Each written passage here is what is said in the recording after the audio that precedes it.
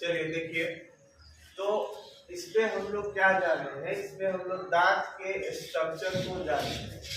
तो अभी जस्ट लिखवाया गया कि एक ये देखिए, ये सब नसें हैं जिसको नर्व्स बोला जाता है। ये क्या है? नसें। हमारे दांत के अंदर भी क्या होते हैं? नस होते हैं।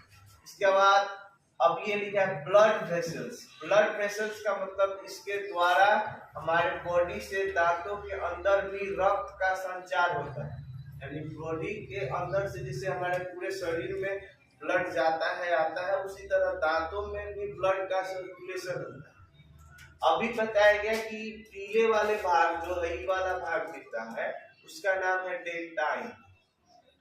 ठीक है, ये अधिकांश भाग है। देखिए, सबसे ज्यादा अगर मोटा भाग की बात करें, सबसे ज्यादा अगर कोई चीज कवर किया हुआ है तो देखिए पीला भाग का एरिया सबसे ज्यादा है, समझ रहे हैं? उसके बाद ये वाला जो भाग लिखा है, ये वाला, उसको हम लोग एनामेल कहते हैं, ऊपरी भाग। तो इसके ऊपर जो रहता है वो क्या होता है? एनामेल होता है। और ये एक सबसे बाहरी लेयर कहते हैं।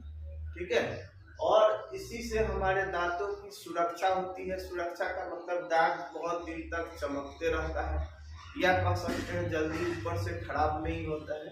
तो ये सब किसके द्वारा होता है? तो एनामेल द्वारा होता है।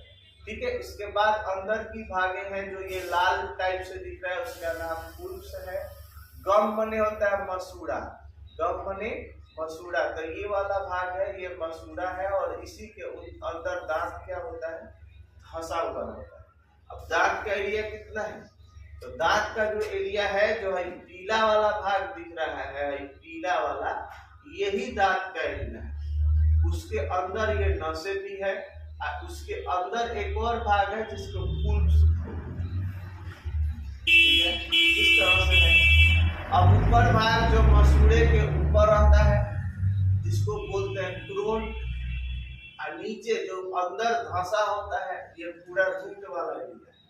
ठीक है, अब इसके भाग यहाँ पे जो धंसा वाला मध्य भाग है, ये वाला जहाँ से मसूड़ा धंस के ऊपर निकला होता है, इसी को हम लोग ग्रीवा या गर्दन कहते हैं। इस भाग में ये हम लोग जाते हैं। ठीक है, अब इसमें और भी लेयर है जिसको बोलते हैं सेमेंटम। ये अलग अलग चीजें जो आपको, ये हर चीज इस आपकी किताब में दिया भी हो सकता है, नहीं भी दिया हो सकता है। ठीक है, इतना तो रहने दीजिए।